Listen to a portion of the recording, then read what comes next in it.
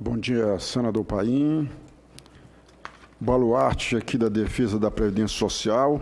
Eu gostaria de dizer que esse livro, A Previdência Social e a Economia dos Municípios, ele nasceu nos idos de 1999, o senador Paim era deputado, e discutia, à época, a reforma da emenda constitucional número 33 do Fernando Henrique. Certo? E muitas questões que lá não foram aceitas, hoje elas retornaram. Todas essas questões todas. Porque, na realidade, antes de entrarmos aqui no seio do debate da minha parte, que trata da Previdência Social e a economia dos municípios, o que se discute, senador, colegas de mesa, ao longo do tempo, não é questão previdenciária. Não são princípios previdenciários. O que se discute tempos em tempos é ajuste fiscal às custas dos trabalhadores das classes mais pobres. Este que é o discurso. Ninguém se discute reforma previdenciária para elencar melhor os benefícios, para retirar deles todas aquelas questões que estão hoje entulhando o judiciário. Tenho conversado com juizados especiais, e hoje os juizados especiais viraram subseções do INSS, e também das questões que tangem aos benefícios dos servidores públicos. Então, não se discute reforma previdenciária ao longo do tempo, o que se discute é ajuste fiscal. E como disse bem Eduardo aqui, essas questões, elas vêm ao longo do tempo. E eu gostaria de discutir a questão previdenciária, elencando algumas questões aqui que são os fundamentos da República Federativa do Brasil e quais são os objetivos da República Federativa do Brasil.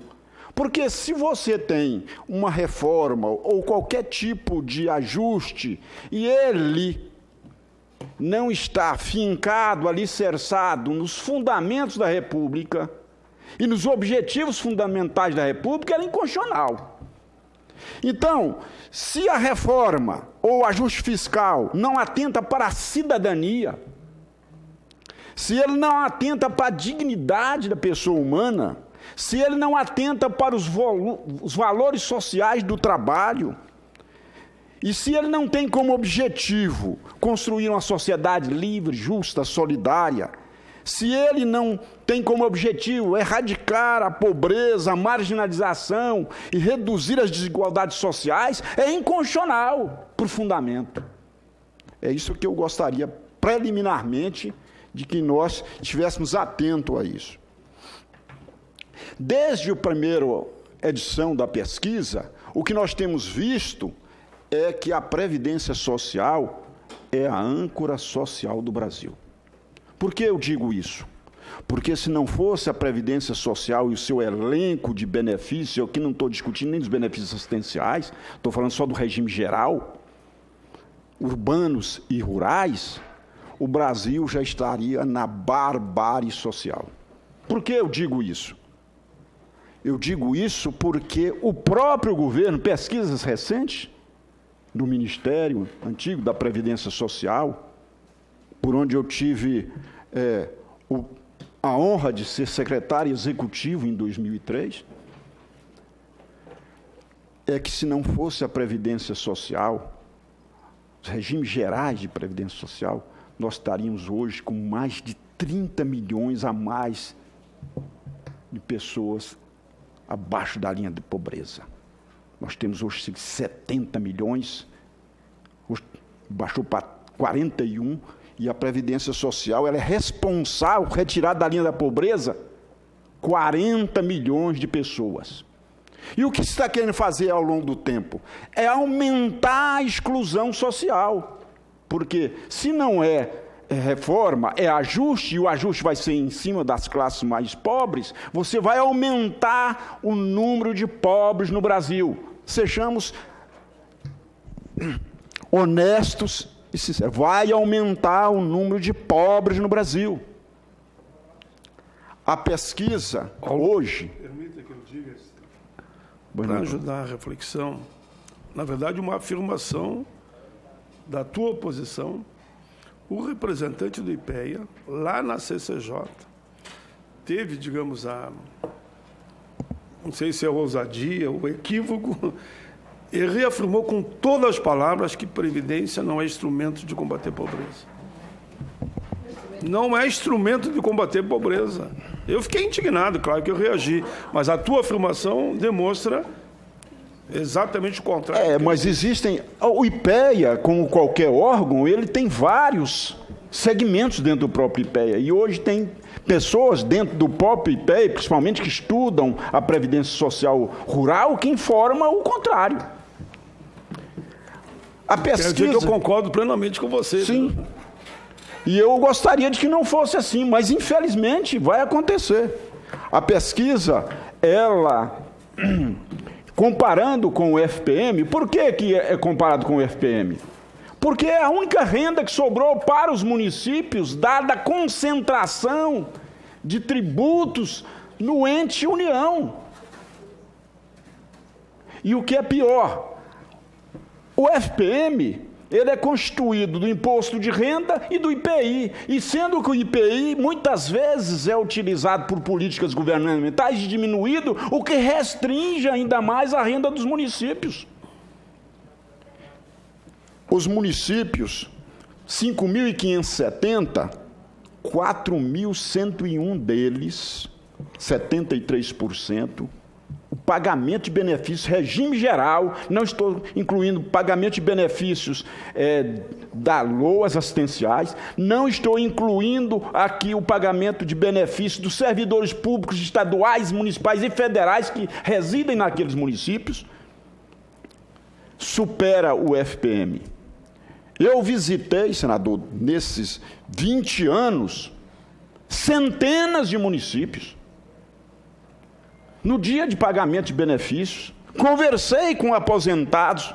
A pesquisa não é uma pesquisa produzida por economista cabeça de planilha, porque, infelizmente, na União, nós temos economistas cabeças de planilha, que para ele o que interessa é a planilha, não é o cidadão, não é a cidadania, não é as pessoas, o que interessa é quanto vai. Tanto é que, para justificar a reforma, o governo não diz que vai melhorar a vida das pessoas, ele não diz que vai melhorar a vida das famílias, não vai melhorar a vida dos estados, dos municípios, ele vai economizar 1 trilhão.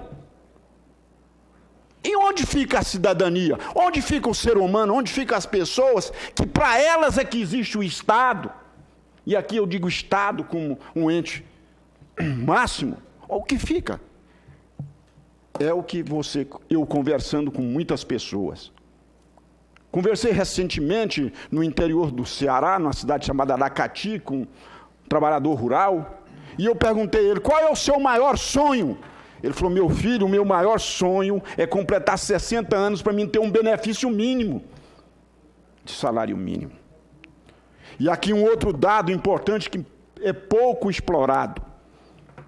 Dos 5.570 municípios, 4.896 deles, 87%, 87,9%, o pagamento de benefícios da Previdência supera a arrecadação naquele município. E o que significa isso? Significa transferência de renda, porque os municípios, como eles não têm renda própria, e muitas vezes a União não... O ente municipal não tem uma gama de tributos, quais são? ISSQN, um imposto do IPTU, alguma coisa, isso é ínfimo. Isso é ínfimo. É essa transferência de renda. E aqui atende um preceito constitucional. Um preceito constitucional. Artigo 3º da Constituição. Erradicar a pobreza, a marginalização e reduzir as desigualdades sociais e regionais. Além de ter uma transferência de renda que melhora a qualidade de vida das pessoas, e eu conversei com muitas famílias, e você não sabe qual é a diferença do núcleo familiar, que tem um aposentado e uma aposentada rurícola com 2 salários mínimos. Do ponto de vista de saúde, de longevidade, da melhoria de qualidade habitacional, de todas aquelas coisas que o Estado não consegue suprir e que ele supre muito bem, porque ele administra a sua renda. Então, erradicar a pobreza, a marginalização e reduzir as desigualdades sociais e regionais, aí muito me causa espanto o colega do IPEA dizer que não é.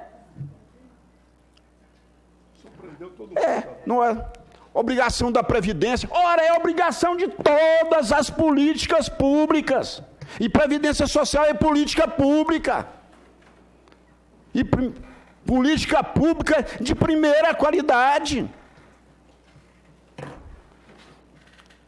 Então, senador Paulo Paim, essas questões, elas... Deixa eu só dizer até, eu também concordo em defesa do IPEA, que não é todos que pensam assim. Ele chegou no absurdo, esse que veio no dia, eu não estou citando o nome proposital, de dizer que essa reforma ia gerar 8 milhões de empregos. Eu respondi para ele que o próprio secretário, Rogério Marinho, esteve lá no dia anterior e disse, e saiu como diretor do Estado de São Paulo, ele disse, não vai chegar um emprego, infelizmente não vai distribuir renda.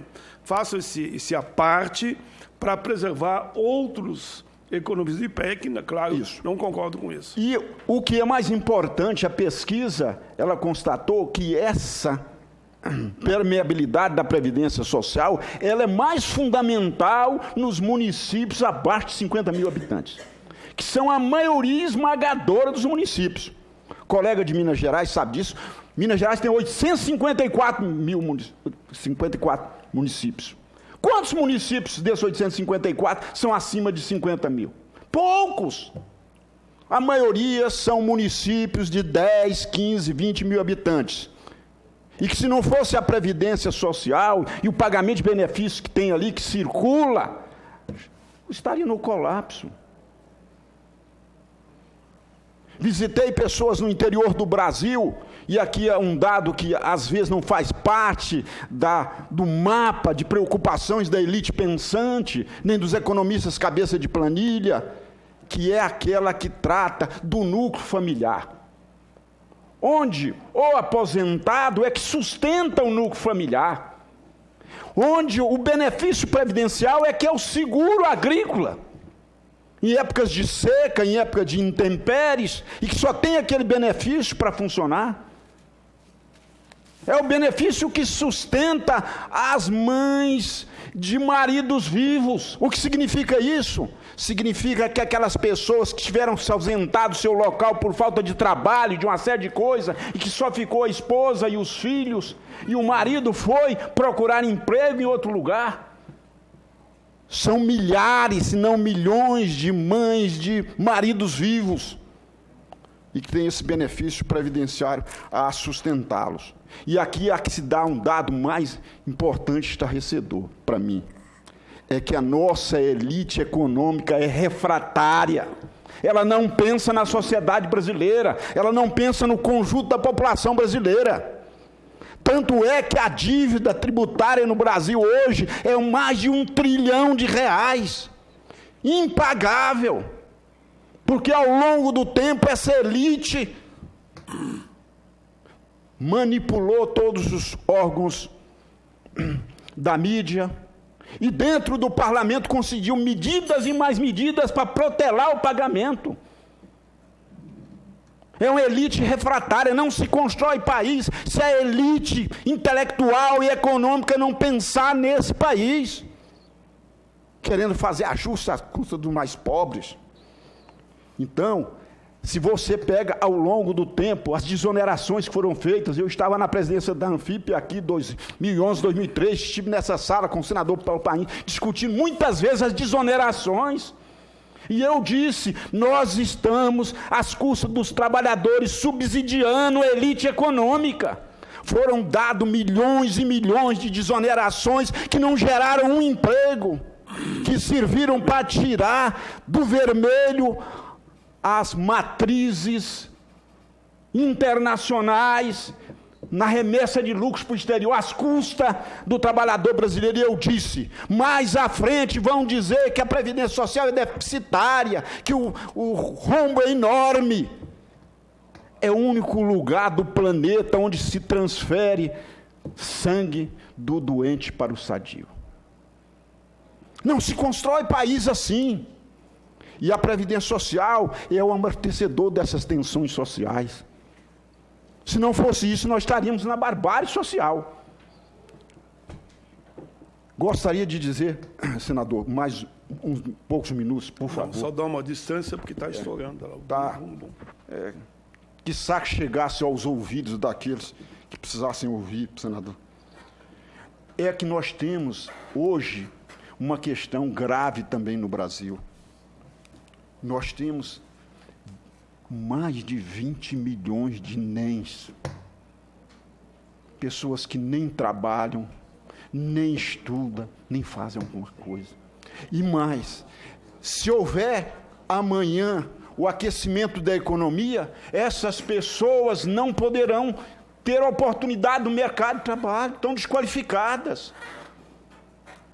E na época das desonerações, nós discutimos muito isso aqui, o senador Paulo Paim era defensor disso, que pelo menos parte dessa desoneração fosse usada para qualificar os trabalhadores para esse novo mercado de trabalho. Nem assim foi aceito. E transferiu-se bilhões de reais, mais de 100 bilhões de reais nos últimos meses. Mais de 100 bilhões de reais. Recentemente se discute, não, todo mundo tem que dar a sua parcela de contribuição para a reforma. Mas a primeira contribuição quem deu foi novamente a sociedade brasileira em prol dos ruralistas. 80 bilhões de reais que o Supremo já havia decidido que eles deveriam pagar, vem a isenção. Isso é um escárnio. Como que eu vou dizer para pensionista, como que eu vou dizer para o trabalhador que ele vai ter que trabalhar mais tempo e tudo, se os 80 bilhões eu estou ofertando graciosamente a eles? Não tiveram nem a coragem de falar, não, então 80 bilhões não vai pagar agora, eu vou diluir isso no tempo, em um prorata tempo, nem isso, é de graça.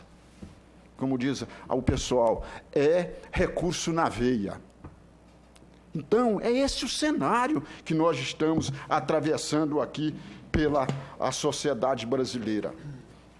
Então, senador Paulo Paim, nós estamos regredindo, infelizmente, um caminho a passos largos há mais de 40 anos.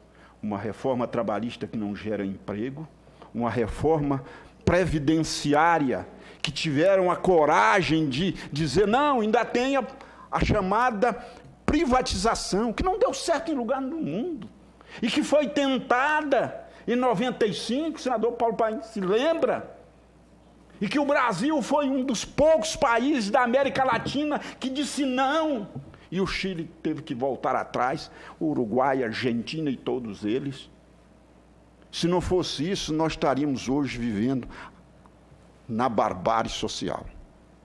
E se não estamos nisso ainda, é graças à Previdência, fundada na solidariedade. E a capitalização, ela é inconstitucional, porque ela fere o princípio constitucional da solidariedade. Então, senador Paulo Paim, muito obrigado pela oportunidade, e eu gostaria de dizer que auguro que a sociedade brasileira resista e que mais cedo nós retomemos o nosso caminho do bem-estar social. Muito obrigado. Muito bem, senhor Alvo Solon de França, que falou em nome da Anfip e foi um dos grandes articuladores do livro A Previdência Social e a Economia dos Municípios. Só lembrar que os senhores todos falarão no mínimo mais 10 minutos nas considerações finais. Aos palestrantes, colegas, e gostaria de dizer, primeiramente, que o livro A Previdência Social e a Economia dos Municípios tem vários exemplares, vão ficar aqui na comissão, senador, para ser distribuído. Eu peço que o senhor verifique a melhor forma de distribuir. dizer que o livro encontra-se no site da Anfip, www.anfip.org.br. Todos que estão nos ouvindo, vendo, tiverem interesse, pode baixá-lo. Isso é gratuito. No site da Fundação Anfip também. E dizer que em 1999, quando nós editamos a publicação, eu fiz uma pesquisa de campo bastante ampla. E uma das coisas que mais me emocionou naquela época foi quando, numa cidade perto de Montes Claros, interior de Minas, eu viajei num caminhão chamado Caminhão dos Aposentados. O Caminhão dos Aposentados, o que era? Era um caminhão daqueles sem lona, onde tinha aqueles estribos e as pessoas sentavam ali para deslocar para outros locais para poder receber o benefício. E eu conversei com as pessoas, conversei com o prefeito e tal. Qual era o maior anseio das pessoas que já eram aposentadas naquela época? Era que pudessem receber o benefício na sua localidade, no seu município. Os prefeitos daquela região estavam sentindo que estavam tendo prejuízo, as pessoas tinham que deslocar e passavam a comprar naqueles outros locais e tendo dispêndios. Muitas vezes chegavam numa cidade maior, eram assaltadas quando recebiam o benefício, porque as pessoas ficavam à porta daqueles estabelecimentos, esperavam para serem. Conversei com várias pessoas que já tinham sido assaltadas, sexagenárias, e recebi um convite para ir para a Secretaria Executiva do Ministério da Previdência. E na primeira reunião que nós tivemos, eu disse o seguinte: o que nós temos que fazer é colocar o Caixa Aqui em todos esses municípios. E quando eu saí da secretaria, faltavam menos que 10 municípios para as pessoas receberem os seus benefícios. Então, vendo todas essas questões, conversando com as pessoas e depois conversando aqui em Brasília, discutindo as questões com as pessoas da área econômica, eu vi que realmente as pessoas não sabem o que acontece no Brasil. Elas não têm a dimensão da realidade do Brasil. Não faz parte do mapa pensante das elites econômicas do Brasil o que vive as pessoas no Brasil. Não fazem parte. O que faz é o que eu disse aqui, é o cabeça de planilha, discutindo as planilhas, quanto é que vai economizar. Isso não quer dizer se aquela pessoa vai ficar sem a dignidade, se vai aumentar a exclusão social.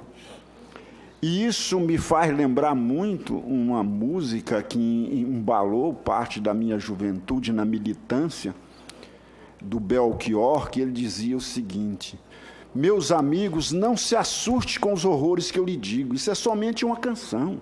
A vida ao vivo é diferente, é muito pior. Ninguém sabe das agruras dessas pessoas que construíram o Brasil, não é? E todos os lugares onde eu tenho ido e tenho oportunidade de me manifestar, eu tenho falado sobre a questão da previdência social e nas questões mais abrangentes da seguridade social, e eu tenho dito a elas o seguinte: assim como as pessoas, a nação tem alma. A alma da nação brasileira é a seguridade social. Nós não podemos deixar que nós sermos um país injusto, passamos a ser um país sem alma.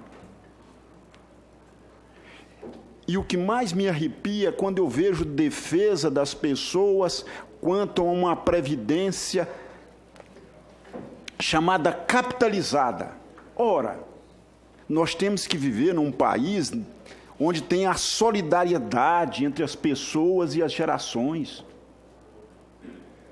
Vejo o caso de pessoas militando pelos seus direitos, contando as suas histórias, e são essas histórias que teceram a construção do Brasil. O Brasil não foi feito por aquelas pessoas que acham que a melhor saída para o Brasil é o aeroporto internacional. não foram feitas pelas pessoas que têm a maioria dos seus recursos hoje aplicadas no exterior.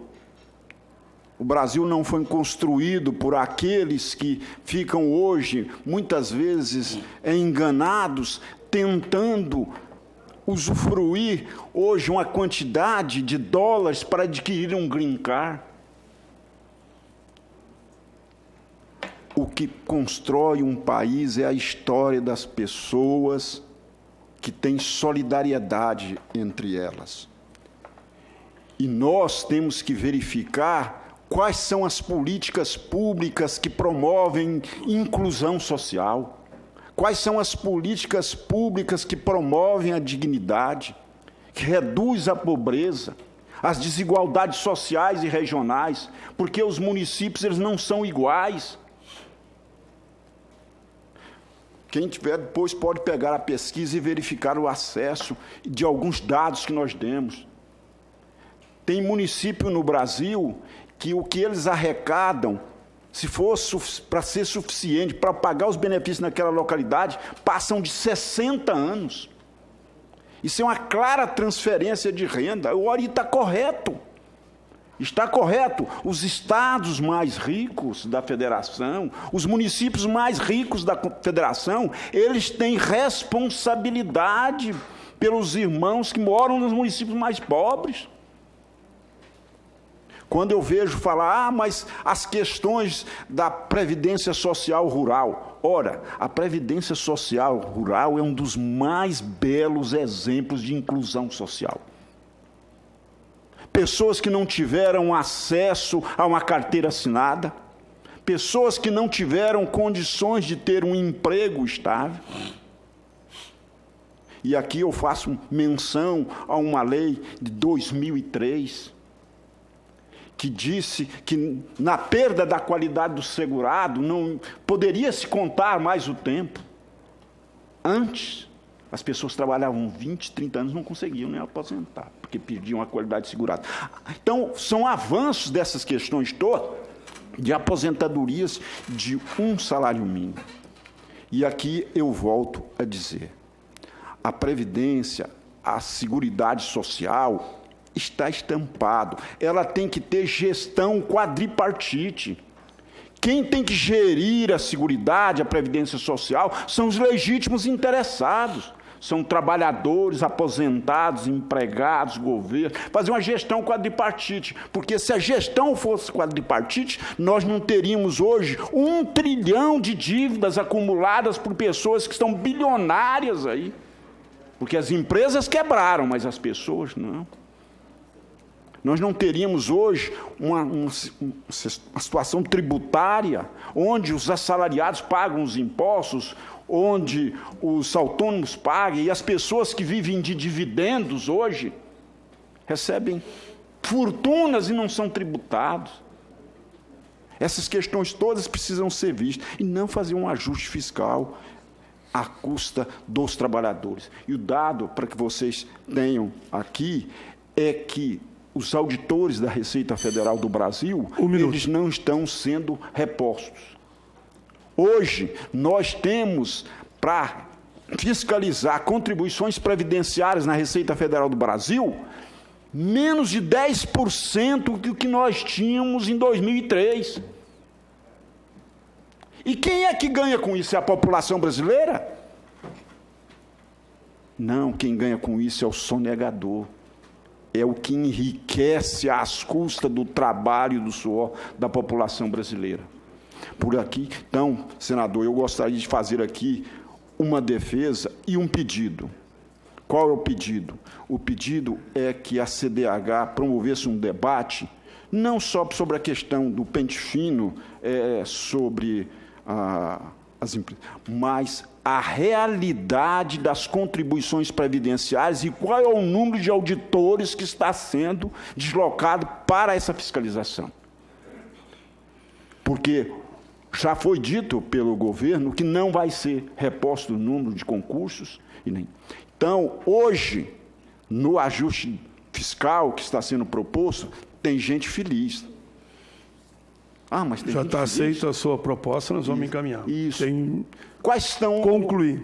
Para concluir. Quais são as pessoas que estão felizes no Brasil hoje? Os rentistas, os sonegadores. Esses estão felizes hoje no Brasil. A população está entritecida. Muito obrigado. Muito bem. Álvaro Solon de França falou em nome da Anfip.